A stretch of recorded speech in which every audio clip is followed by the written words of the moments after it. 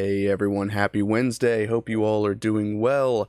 Welcome to Midnight Hatter Live, the weekly variety show where we talk Gundam, Gunpla, video games, all sorts of nerdy stuff. Here at our brand new time, everyone's lunch hour on hump day, so it's the middle of the week, the middle of the day. Hopefully it's not inconvenient for you guys, but it seems to be working out so far. I know Adam and I are enjoying it, so Yeah.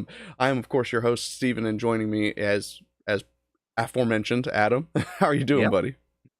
Doing good. Yeah, like you said, middle of the week, uh, good little lunch hour break to talk about what I talk about when I'm not working. So, yeah. Yeah.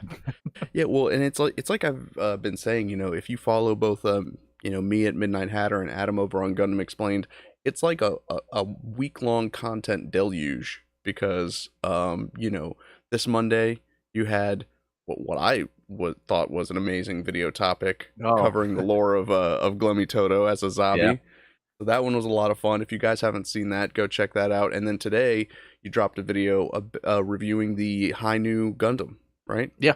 Yeah, the metal build, yeah, which was crazy. And I still feel like, when I do these videos, the lore ones are definitely more popular than like the collectibles. But with the collectibles, those are just more of me playing with it in a way to where I'm getting it's like I'm talking with someone going through the manual. How do I figure this out? What's this weird thing? And I get a lot of enjoyment out of that. It was like I would say if anyone has suggestions for collectibles to review, let me know because I kind of like that. They're different types of videos, but they're fun in their own ways. Like with the Glemmy stuff, like I found a Reddit post where someone was asking, "Do we know for sure?" And I was like, "Yeah, do we?" And someone pointed out to the dialogue Yeah. in Double Zeta about Glemmy that I was like, "Oh, wow. Hmm. That pretty much, I think, confirms it." It almost but it reminds me of that scene in Unicorn where oh, what's that guy's name? If I haven't said it in a while, I forget it, where he's talking to Full Frontal and he's like, "Are you Shar?" Oh, And he right. just kinda, like, looks at him and doesn't really acknowledge or something. I kinda like that. Yeah. Well, and it's funny you mentioned that because that's kind of where the today's topic came from. I'm treading a little bit on your territory, so forgive me if we're going to No. be diving into a little bit of Gundam lore. But it started a little bit of a beef on the Discord server, and I thought we'd go ahead and uh, Xenu over on my Discord server provided me with some receipts, and I love receipts. We're gonna go Oh, yeah. through them. Nice. But yeah, first, yeah, like I said, yesterday was the Patreon supporters only stream where I was working on the kit that I was working on Friday's video, the magnetized full armor double Oh, Zeta. We just added a little love bit it. of ab rotation to him, and I think made some improvements. We'll see how Yeah, this that's kit comes awesome. together. It's going to be a slow burn, as with everything that I do. Obviously, a million projects and not a single one done. Yeah, no, I love the magnet thing, like, I almost feel like that needs to be almost like a new standard for when someone's fully customizing a model kit. I think sometimes, like, even for shields, a magnet would work better. And, Yeah, speaking of projects, like, so this is the, master grade Hazel, where I did all the details with an airbrush. It's like I didn't need to, but the airbrush just gives it that fine look. It's just yeah, I'm learning now masking it correctly because if you have the masking off just a little bit, it throws off the whole thing. true. But I filled it up with decals. I even had some extra decals, I think from I don't it was a master grade Mark II. So I added a Oh, few on there. perfect. Next is the top coat. I need that to turn out right Yeah, because I need that fine texture for when I'm taking the photos in the right light. It has that unique look to it. I love it. So Oh, I love it. That came out fantastic. yeah, I this is one of the kits I super always wanted when I first got into Gundam and found this design, and it totally lived up to the hype. It Yeah, really did. it's one of those sort of grounded designs that's a little Yep. chunkier. It feels more like a big robot as opposed to the Yeah, traditional RX-78. that's right. Yep. But yeah, I see we've got some friendly faces in the chat. We've got Shirt Lad, we've got Robert, we've got the Geese, um, Dan. Good to see you all. Hope you guys are having a Yeah. good day. Thank you for joining us. Um, someone who's not in chat that I'm going to bring up because, before we dive into the topic proper, I want to share a tweet that was that caught my eye. So here we are. We're looking at Zeonic Shadow, uh, friend of the channel, friend of Yep. both Adam and I. And he posted this image. It's a fan art image of, since they have a core Gundam that's a Turn X Gundam. He says he's not a fan of the Turn A Gundam, generally speaking, but a core Gundam with Turn A armor looks sick. I have to agree. Yeah. That looks pretty freaking sweet. And it brought up a build challenge that I've been talking about doing for years, and I keep putting it off, and I think now might be the time to do it, now that core Gundams are a little bit more affordable. You know, your V2s, your Earth 3s, your Mars 4. I'm probably looking at getting a Mars 4. Hmm. Let me know if you've heard of this one, Adam, the Core Gundam Challenge.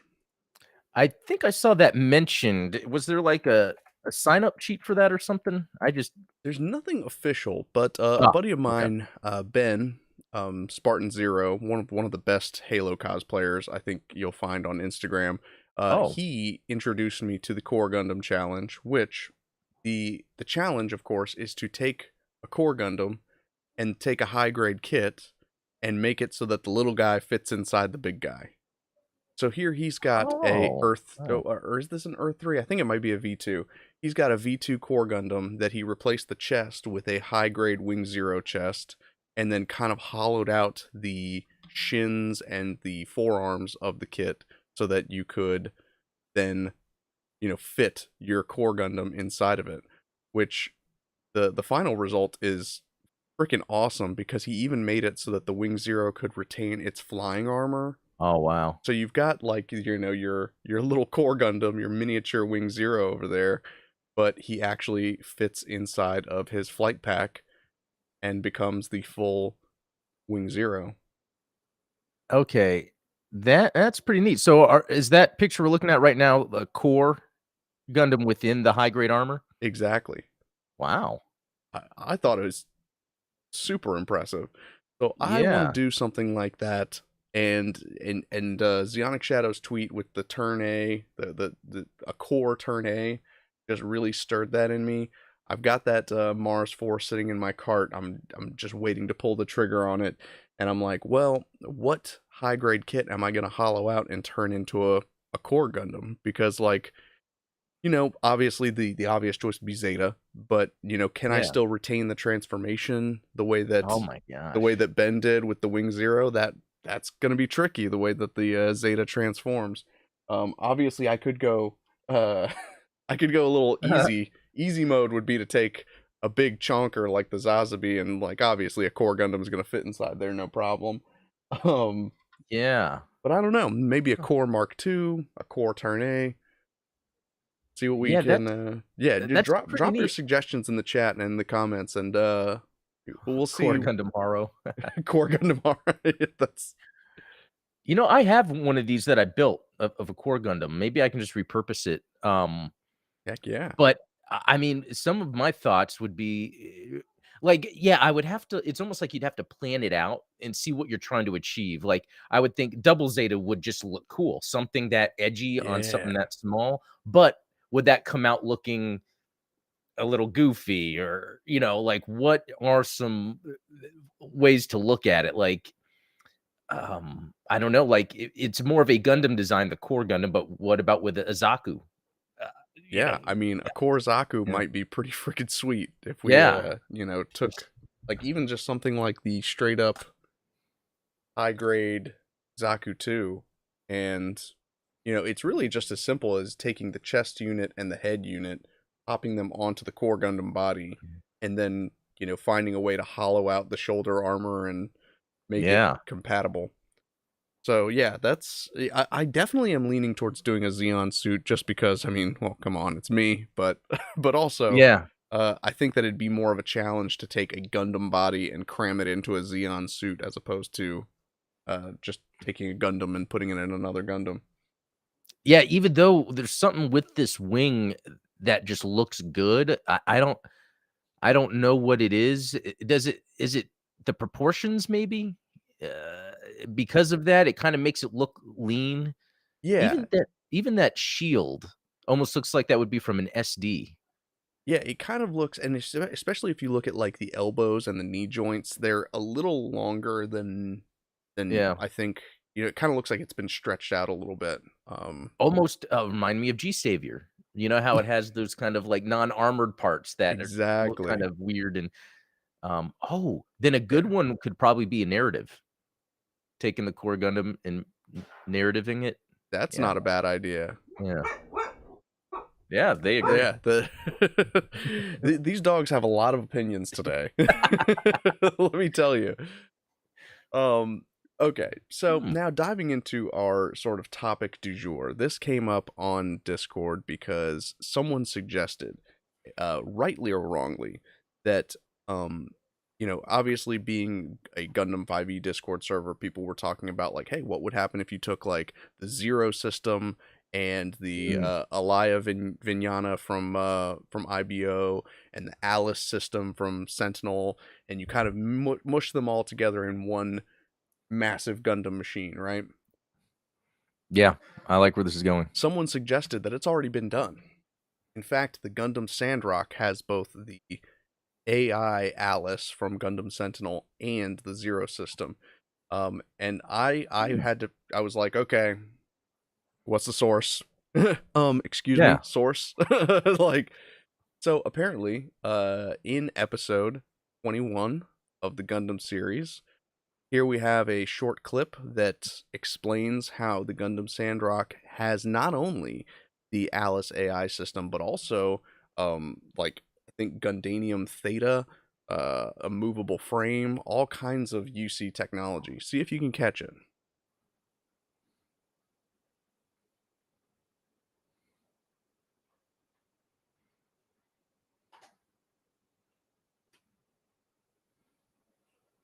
That was my reaction, huh? I guess on the screen. Was it, like, showing some details Exactly. on the screen? So we've got some screenshots here. Um, so we've got our Manu our monular reactor. I think that's supposed to be mononuclear. um, Okay. Synergetic maneuvering, which obviously everyone's down for cinematic maneuvering. Our propellant unit, the relation of the helium fleet. Not sure what that means, but the Alice System Mark II. So it's not even just Yeah. the regular Alice that was in the S Gundam, but it's a Mark II version of it. Mark Yeah. 8 weapon system, Sandrock operation system. There's a lot of stuff that goes into this Gundam Sandrock. Yeah. And then furthermore, you take a look at that second page that popped up. We've got our AMBAC system. We've got our early warning and control system. We've got, I'm not sure what Greek letter that is, but development relation of Gundarium. We've got the development relation of movable flame plus. So not just a Wow. regular movable flame, but a movable flame And plus. plus. Mm. um, so obviously we have some screenshots in here. Are these just Easter eggs, or are they, canon that the Alice system exists in Gundam Wing? So that is interesting, because you could just go and say it is canon, and that is the Alice system that somehow through tachyons or some other magic using particle physics that they got that over there, or they just happen to name it Somehow. the same. But it reminds me, and Dan brought it up in chat, in 08MS team, there's showing some jargon on the screen that has to do with the obsolescence, and it does say DirectX. I even want to say it says like Adobe. It might even say Photoshop or Premiere or another Adobe program. Um, yeah, I thought that was yeah. Ian saying multiverse theory. Yeah, there's gonna be this secret multiverse that comes out in the future about Gundam. It's gonna be this season of shows, and it's gonna go through G Gundam, showing that scene where I had all those Gundams. It's gonna have yeah, all the little times in a Gundam show that they've made reference to something else.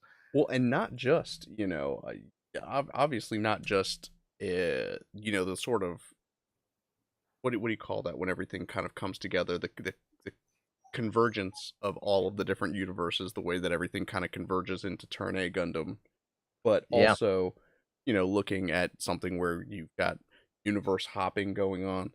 I don't know. I Yeah. prefer to think that it's just an Easter egg, especially considering when you Yeah. read that top part, you've got some weird text going on here.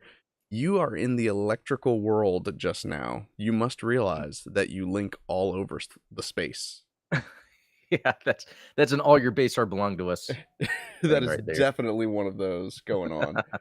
Um, now for I thought that was neat. I was like, is that another Easter egg? Is that a reference to a novel or something? I looked it up and I couldn't find anything that's that quote. So I don't know if that's one of those. Maybe it's a mistranslation of a popular Japanese quote. If anybody knows, let me know in the chat. But I do think that it's an interesting choice of phrase for what appears to be just like schematics for the Sandrock. Yeah. Um, yeah, that is very interesting. Yeah, welcome to die. That's um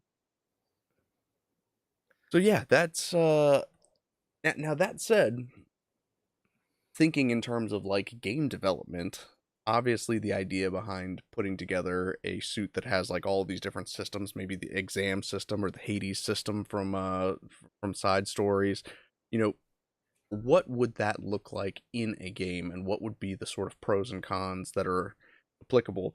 You know, um typically when you have one of these sort of AI systems or like some kind of uh, feature unlock, something that enhances the capabilities of the machine, there's always some toll that it takes on the pilot. Usually, I don't know, they get a nosebleed or like, Oh, yeah. whatever the standard anime, like, I have a headache. But, how do you compound that when you're dealing with multiples that are interacting with one another?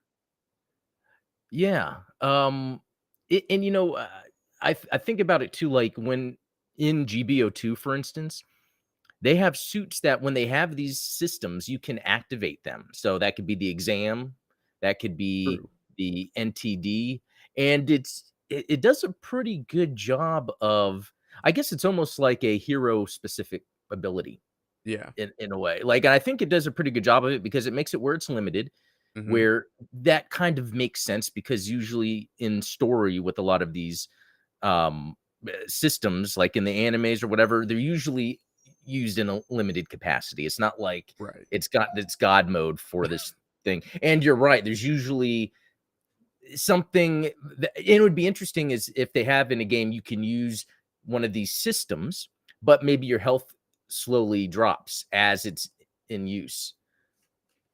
Yeah, I think that there's definitely got to be a cost associated with it. In GBO2 there's, obviously the limited use and it's not like you can install multiples on a single machine.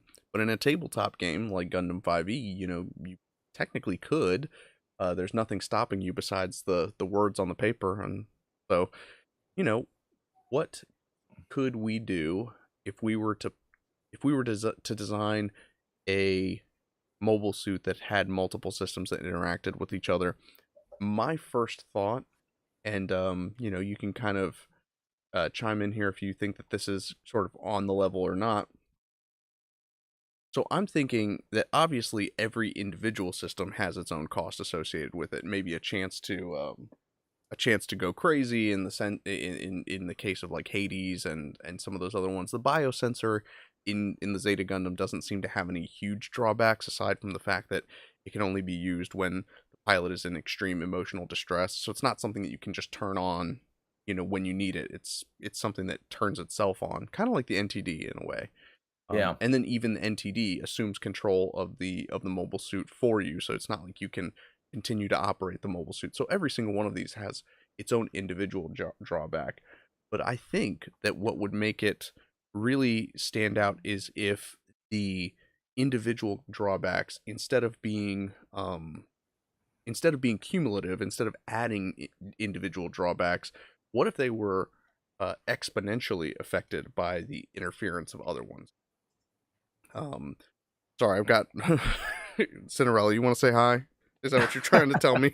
Okay. I think the doggo, yeah, wants in on this. Yeah, she's very into this conversation. So, for instance, let's say in the case of NTD, the NTD has a potential to take over the mobile suit. There's a random number generator. There's a random number generated chance associated with that. So what if the NTD and Hades are active at the same time? Not only do you suffer the negative effects of the Hades and the potential to lose control of the suit due to the NTD, but I the see. chance of losing control to the NTD is then increased by 5-10%, something like that. I see. Yeah, that would be pretty interesting, especially if it's a game where you like maybe have limited slots, like you can custom build an MS, and maybe Hmm. there's areas where you can plug in these different systems, but then that affects overall stats. And depending on what systems you have overlapping, yeah, it can create some interesting dynamics that can occur. Yeah. Um, and another area too that they do these sort of things in the Gundam universe. There's this suit called the Amakusa. Now, this is from it's AKA Jupiter Gundam.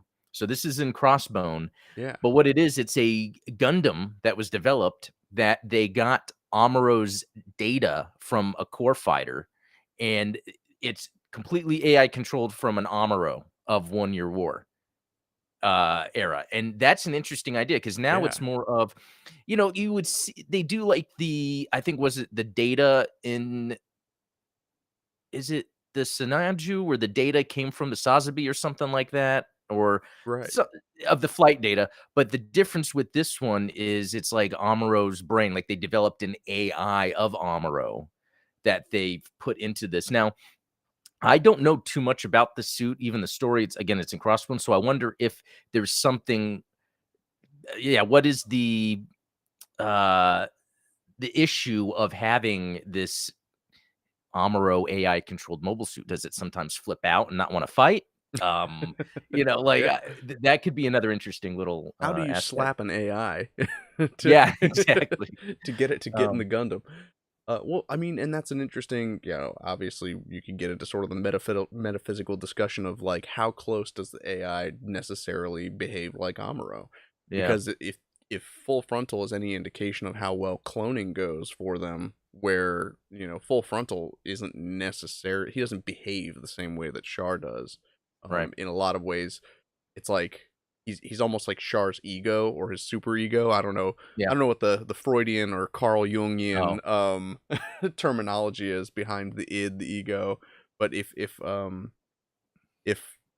full frontal is just one piece of Char's personality, is the AI that is in the Jupiter Gundam just a piece of what Amuro really was? And similarly, I mean, they took Amuro's flight data and put it into the RGM 79s, which, you know, oh yeah, because of the way that he piloted the Gundam in the 1 Year War, the RGM 79s didn't perform necessarily well in close quarters combat as they would with a beam rifle, because that was Amuro's chosen way of dispatching enemies, was constantly just gunning them down. He only ever had maybe how many beam saber duels did Amuro really have during the 1 Year War? yeah. Usually it would be just like a single. They treated it like a samurai. It would usually be like Yes, single quick cuts just to move forward, or like if his gun, yeah, ran out of ammo. right. Yeah, And he would yep, usually like chuck the gun, chuck his shield, and it's like, yeah, we're yep. gonna throw hands. And yeah, it's Which cool because then the sword fighting occurred as a kind of a fencing duel Mhm, in their normal suits, not even in a mobile suit. So that's exactly. interesting. So that is yeah, so interesting stuff to think about for sure. Let's see what you guys, so call Setsuna to slap him and get in there. Um as for the crossbone suit, they made an AI which used Amro's battle data, not so much personality. So the Amakusa uses his skills but not his personality, meaning it was a killing machine. But I wonder how much when it comes to, again, AI, which I think we're really far from, how much of an AI is personality? You Yeah, know, eh, I I think a lot of time, especially nowadays when we talk about things being AI, it's not truly right. AI. It's It's just more pattern of, recognition. yeah, yeah, using an algorithm Mhm. rather than because like personality wouldn't be an algorithm. So I wonder, yeah, or could it be? Could you really break someone's personality down to an algorithm? People have these their own specific variables. That I Yeah, mean, that could be the case. I Yeah. think so. I think it would be limited to whatever stimuli you were provided. So, it's interesting because, an AI might have to interpolate what someone's reaction to a specific stimuli might be. So, if you don't have any data for how someone would respond to being shot, you have to go based on like, oh, well, their response to being assigned a really difficult homework assignment in college was this, and their response to being broken up with was this. So it's like Yeah. maybe the chemicals in the brain operate in a similar way that we can, sort of narrow down but how accurate is that? Yeah, that's a good point because even in battle, there are certain things that passion might emerge based on how you're dealing with an enemy attacking you. Yeah, So I really think like you could have AI in I guess battle data is probably really only having to do with like accuracy or weapon switching. Like when would that AI decide to go for one weapon over another? But a lot of times, depending in the heat of the battle, like personality could take place. You could be mad about something, and it make you go crazy with your beam saber when you normally wouldn't, or something. So yeah, true. that's an interesting aspect of it. And I think So this is a good point. Future AI might be like the ones from the game Detroit Become Human. Did you ever play that? no, but I'm familiar with the game. What did it do in there that was a little different? I'm a big fan of that game company. Was it Quantic Dream? Yeah, They, yeah, even though the gameplay in those games is it's just a lot of quick time events. Basically, it's not really gameplay, so to speak. Um, they're very story driven, and you know, they're just interesting. They're interesting and explore some deep topics. Detroit being one of wow, them that does a good job with this. And one of the things that you notice is that the higher stress situations and the higher um the more potential there is for a paradox, so to speak, the less likely the AI is to remain in control. Because what happens is you start challenging their, when you challenge an individual person's notion of how they understand the world, obviously they get upset, they get angry, that kind of thing. When you challenge a computer's notion of how they understand the world, there's really no way because they're not going to emote and say like that makes me right, upset. What right. they're gonna do is they're gonna I mean, the entire system might break down. They might end up like fembots from Austin Austin Powers and Powers. just, heads explode. But yeah, I But that mean, does remind me of Data from Star Trek Next Generation. Like, they did yeah, a good job of, like, how he would respond to people when they don't make sense, as if, like, his brain had to, like, think of, "Hmm, that wasn't logical," and he makes the expression, you wouldn't think so, of, like, not understanding something, but I wonder if it's his brain trying to then resolve this illogical input, that he gets. which that just makes it even more fascinating because then that means that what's the name of the doctor that created Data? Oh, Soon, Yeah, Dr. Soon. or Noon or Um, something like that. He had one of those names. yeah. So if you think about it, there's no reason for Data's facial expression to change if something's not computing. So Yeah, there's an algorithm that's saying, "Hey, if you're getting a blue screen of death up here, relay that not for yourself because obviously it's not, it doesn't do him any good to show that he's right. confused, but it's for everyone else to understand, hey, you just broke his brain a little bit." Like Yeah, that's a cool idea. That's just another form of communication since they're having to interface with human beings that rely on that. Um, yeah, Dan is saying it's soon. Yeah, I think it was yes. Noonian soon, if I'm not mistaken. Mhm. Um, yep.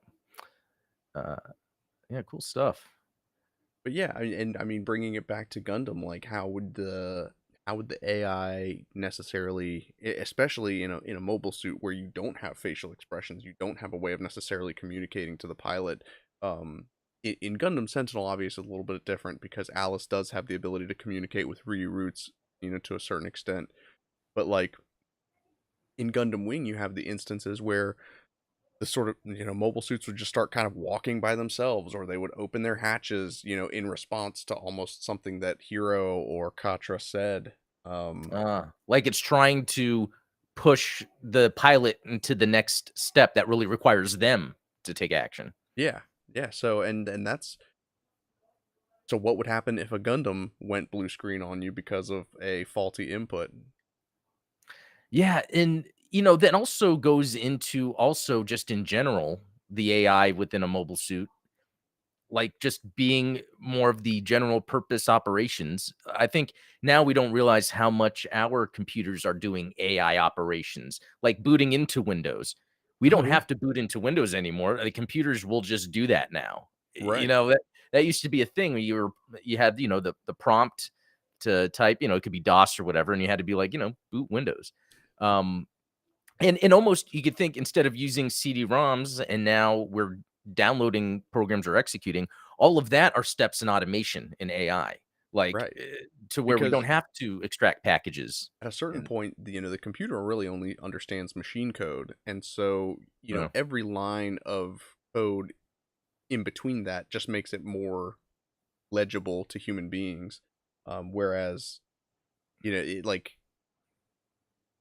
can tell a computer to do something in Windows DOS, or like if you're using a C# script or JavaScript, whatever the case may be, and those are not quite English, um, but they're not quite machine code, and so they don't, at the end of the day, the machine's still responding to just binary, but you yeah, put all these layers of translation between you and the machine. Um, Talos here says that Alice from Sentinel was developing emotions, began to consider herself human, which that is something that I wonder about, because Alice was programmed to develop emotions, because Alice was programmed to fall in love with the pilot in order to create that preservation instinct.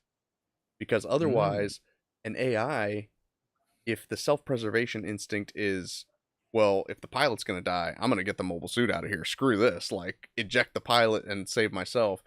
So the way that they design Alice in Gundam Sentinel is that Alice has to fall in love with the pilot in order to develop that bond, so that it's like, okay, I'm going to do whatever it takes to make sure the pilot doesn't die. that's pretty cool. I really need to get more into Sentinel then. I mean, that's my plan too. It's just when it's a manga or a novel, those are take more work for my brain. So Same but here. but yeah, I really like that because I think it explains. Okay, a lot of that stuff sounds fantastical, but I think it's really diving into some scientific sci-fi topics that will come up in the future. I Yeah. mean, really, the one that I think a lot of people miss too, and I see this brought up all the time, is sometimes like how to pilot a Gundam. And I just really think by that time there would be so much AI, general use AI in place, like I was talking about booting Windows, that Yeah. and you see these mobile suits that have sensors everywhere because the idea is it can pick up this data and then just do like the self-driving cars. There's so much to where Sure. you shouldn't have to do. It's just more of in battle, what to do. And even in battle, there's a point to where the AI is doing a lot of that work. Yeah. And I I wonder, mean, I wonder if there is a something we can compare that to nowadays where the AI does most of the work, but it still requires someone behind the scenes, almost with the AI art. But at the same time, I don't think AI art, I think it's more random than it really is. This yeah. is the outcome we're looking for.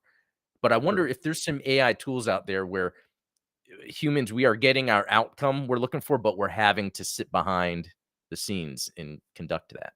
Well, and obviously, the more complex the task, the more randomized the results are going to be, I guess, or the more unpredictable, we should say, not Yeah, randomized.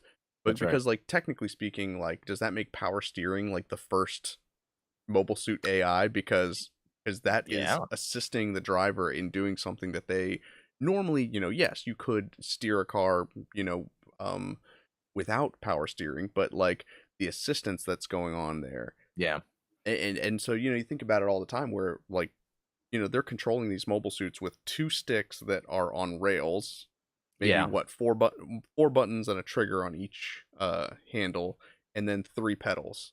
right. There is absolutely no way that you could get the level of delicate motion that you see mobile suits do. And obviously, there's a little bit of like, hey, it's a cartoon, guys. Let's not get a little crazy here. Let's Yeah. not overanalyze. But yeah, there is a lot of automation things that are going on behind the scenes where it's like, yeah, they probably just step on one pedal and that drives the mobile suit forward. You don't have to, manually trigger each pedal in order to to step. Yeah, I wonder if someone either has or could create a breakdown of how when what parts are automated within the gu and again, I think AI is even the wrong term there, because I Yeah, really think it's just, it's just like going algorithms. you were using a car as a good example. You go from manual to automatic transmission. That's a Yeah. step that's been automated. So I think right now self-driving cars are the closest we have for a task that is automated to where you get the result, get from Yes. point A to point B. I guess that's probably it for now. Yeah. And like you said, I think that interpreting language is one of those things that sort of language models, Chat GPT and all these Mm, and Mid Journey AI art generators. If you were to make the communication required from the human more in depth and not, what if you had to use a particular language, like for instance, you can't go and write a C# script and say make the character jump, because the computer doesn't understand that. What Chat GPT and Mid Journey and the Dolly generator, what they do isn't necessarily, like, they're not optimized for the task that you're actually giving them. They're optimized to take the language that you're using and convert it into a code that they can use. Um, yeah. Now, if AI art generators and even self-driving cars, if the input that you had to get from humans in order to get the desired result was more specific and more strict, I think that obviously the final result ends up being much more desirable. Versus now, we consider it randomized, but it's really not randomized. It's the best interpretation of what it can get based on our tonal inflection. Obviously Yeah. everyone uses language differently. Maybe we don't even know the term that we're looking for. That was one of the things that during that live stream where I had the AI writing, where I had Chat GPT writing Unity scripts for me, is like I knew exactly what terms to use because I've written those scripts before. I know to say, hey, I want a rigid body character, I want these specific variables covered. Whereas, maybe somebody who doesn't would put in just something like, make me a character controller like Zelda Breath of the Wild. And it would try its best, but it's like, you didn't give me enough data to work with. You didn't give me the proper terminology. You didn't give me, so it's like, I'll do my best. Yeah, it's like with the, AI images, and I made that little, Gundam live action movie trailer. That was so awesome. But what really sparked it was when I was playing, Side Story on, PS3, and that music that plays, and it was, like, pumping me up. I was like, "Man, I really need to make use of this music." And so, here's the thing with the AI image generation. So, wanting to do a Gundam live action movie, the thing is there's never been any reference of a live action Gundam. Right. So, when it's trying to grab from things, all it knows is anime and model kits, which have a distinctive look to it. So when I am trying to do the AI generator to generate an image that looks like a live action movie, then there's nothing it can pull from Gundam. Like nothing. I had to True. tweak it forever just to get things with V fins and just to get the color scheme. Like what I like about what it did was it reminds me of the Super Mario Brothers movie from the 90s. It's where it took the concept and then just made its own interpretation, but Yeah. it kept some things about it by making it like a 80s movie directed by James Cameron. That line helped give it, and there's lines too for the type of lens used of the camera. And only things that are related to that, there is no Gundam live action Gundam related to a camera type or True. an 80s movie. So it had to pull things from other sci-fi, and so I think that's where there is still a bit of art if you're trying to portray something through AI or the algorithm. there's, yeah, this level of understanding how to feed that data into it in Right. order to do it. Yeah, I Yeah. mean, the AI doesn't necessarily know how to generate Char, but it knows how to Right. generate a blonde man in In a red red. uniform, Yep. like, so it's like and maybe that's the secret is instead of language being the input, maybe if it's a series of drop downs, like you said, Yeah. if you wanted to generate an AI movie, maybe there's a series of variables that you plug in, like, what directorial style do you want? And Yeah. if you have a list of directors where it's like, okay, I'm going to select J.J. Abrams, I want everything tilted on its side and I want lens Lens flare on flare. every scene, like, Yeah. it's, Yep, exactly. or it's No, that Michael that Bay, we just want explosions. oh, um yeah. No, uh but that's how to use them, and that's why I think when you don't have a direction or you don't have, like, an end result you need, that's when it can be helpful. Because 'cause yeah, I'll see all the artwork people are making that are really just they're just it's more of a concept. What yeah, could this be? Whereas with the Gundam movie, I was like, "How can I make this look like a Gundam movie?" And that is harder. Or yeah, making concepts to iterate on is easier exactly. than and yeah, and I think that in the future that's going to be what the tools are used for, yeah. these AI tools, these sort of algorithmic generators, because like you said, they're not true AI. They don't necessarily learn from what they're generating. They're just spitting out their best interpretation of what you're feeding it. Yeah, and this kind of is related to, there's been a lot of layoffs going on lately. A Hmm. lot of companies are having to slim down. And a lot of people, there's times you hear people talk about, oh, automation, it's going to steal our jobs. But I think Not our gerbs. what I think is really happening is, uh, is there are tasks that it doesn't require one person to be on that task. Like what we do, we are producing a podcast using all the equipment, editing, coming up with the content, where these bigger companies have one person that does video, one person that produces, and they're starting to see where they can save money on having someone that does it all. True. Because there is learning the tools, but also learning the automation that's involved to do it efficiently. And it's cheaper to have one person do all that than in a lot of these companies, especially video game journalists have been losing their jobs lately because a lot of it is that everything turned into video content, but it was turned into where they would have a video editor or multiple video editors Yeah. and then script writers and then the personality. And now that's been condensed into one because you can save money by having one person just do it all. And Yeah. I think that is more of what to look for when you're worried or wanted to get into a field that that they're introducing automation. Oh It's yeah. more of it's more of making things easier so then your skill set can expand broadly. Um, And the other thing to remember, I think, is, these are very democratized skills, right? Like, you know the benefit of what's been happening, like you said, in video games journalism, is like you don't need a high production value program like XPlay, where you've got, your Adam Sessler on there, where right. he needs writers, you need film editors, you need cameramen, you know the the mass widespread adoption of webcams and, free editing software. These things now become more available to more people, and so the uh, it's almost like the cream of the talent crop can actually rise to the top, as opposed Yeah. to, you know it's just whoever we could find that could fill that role. Yeah. Anybody that can master all of the roles then becomes the most successful, Yeah. for Yeah. better or worse. Even in my job as an analyst, there's been, from the top, like, hey, where can we diversify some of the work?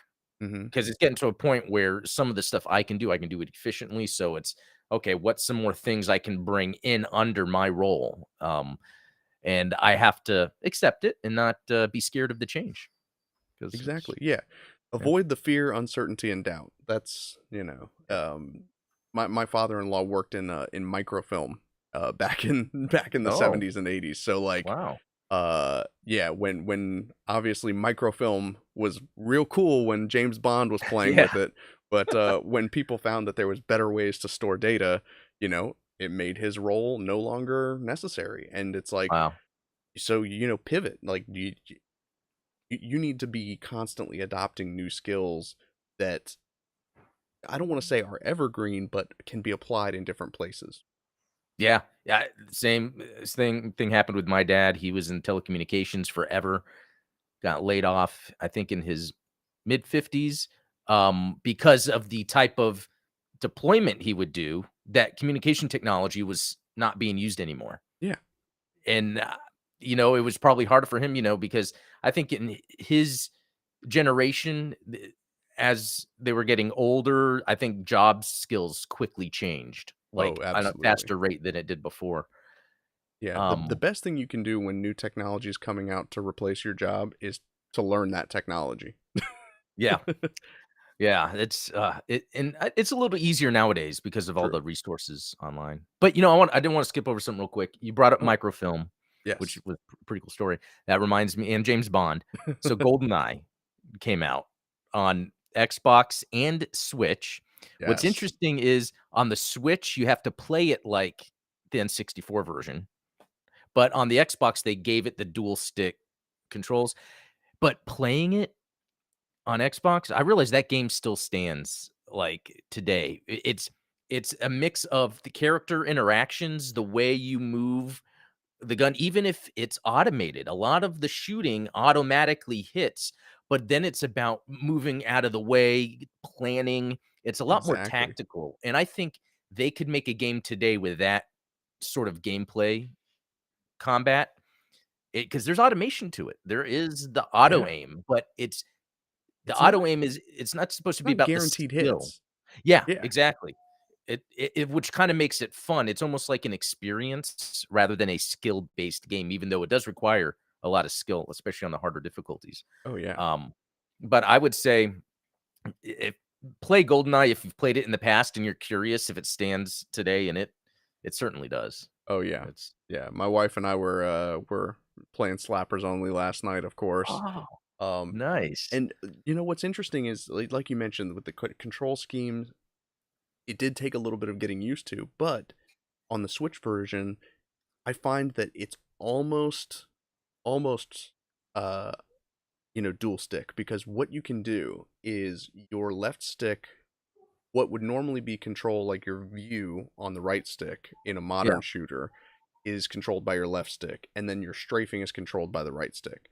So yeah, you just kind of have to separate the horizontal and vertical axes and say like, okay, my movement forward and backward is going to be on this axis, but my movement left and right is going to be, I'm approximating the location of the sticks on yeah. the Joy Cons because Yeah, I obviously know, it's like you're kind of it is weird. yeah, it's not the same as like Xbox or PlayStation where the sticks are located right next to each other. Like the Right. Switches, And but that's a whole other issue. yeah, although I gotta say, like, because the game doesn't rely heavily on vertical aiming, it's like it works anyway, and it does have that degree of auto aim on Hmm. purpose. So I And when think you're on the stairs, controls it auto tracks the yeah, camera down for you. So I that's and I think Nintendo is, like, I almost don't like how much video game controls are just the same for certain games. Like, not every game needs the L trigger to aim. Like, that's just something we're now used to, and right, even in GoldenEye, it's like you don't really need to do it all the time, except if you're having to shoot like a camera that's like right. up on the top or something. But so I almost appreciate Nintendo keeping that control scheme because I think I feel like first person shooters have become too similar. Yeah, it's I feel it's like they could it's a formula. diversify. Yeah. And it's not just first person shooters. I mean, third person adventure games, like everything's just an over the shoulder cam, Yeah. yeah. Exactly. And, I think, yeah, it's cool that Elden Ring kind of came in and shook things up because then now people are criticizing maps when a map has too many icons on it. Yeah, which is good. I can't stand like all of the having the ability to toggle them on and off, kind of like Witcher 3 does a decent job of saying like, "Hey, I only want to see the side quests or I only want Oh, to that's see cool. main stuff." Like you're not overwhelmed by the mass of information. You can filter it out. But even then, uh, as much as I love Witcher 3, I think that the UI is like way too small. It's like designed to be Yeah. played on a computer, not a console. Yeah, I haven't played. I've played some Witcher 3, but it just hasn't grabbed me, even though it's like seems like something I'd like. Yeah, yeah, I think you'd enjoy it. The combat is very similar to did you ever play any of the Arkham games, the Yeah, Batman? yeah, Similar to that, where it's like, you kind of get that battle circle AI, which yeah, I could go into a whole we'll talk about that on another yeah. podcast for We'll have sure, to do because the that. battle circle and like the AI detection that goes on when enemies are surrounding you and then like take turns attacking you. There's so many variables that go into that. So it's fascinating stuff. But yeah, that same sort of combat style where you get surrounded and you can kind of like bounce You know, from good enemies. point, because there's even automation in that to Yeah. a degree. They're almost setting up the experience for you. Spider-Man, I think, is a good example of it, because I kind of don't like that all the time, especially I think Shadow of Mordor, even though or whatever that was. I beat the first one and then there was a second one, Mm, but that did it a whole lot. But sometimes it's too like cartoony looking, but I think yeah. Spider-Man pulled it off really well. Um, And it but does make you feel kind of like a badass when you yeah, can like, you know, exactly. and Arkham did a good job of like the indicators when like, Yeah, hey, you should counter now. Like, yeah, which I think if Arkham had a hard mode that was a little bit more like Elden Ring or a Souls game where you had to actually watch the animation cues of the yeah, characters instead of just a flashing indicator, that would be yeah. pretty sweet. Yeah, I think they'll get to that one day. I love combat like that. I'm So gonna take notes and I'm gonna apply this to my game.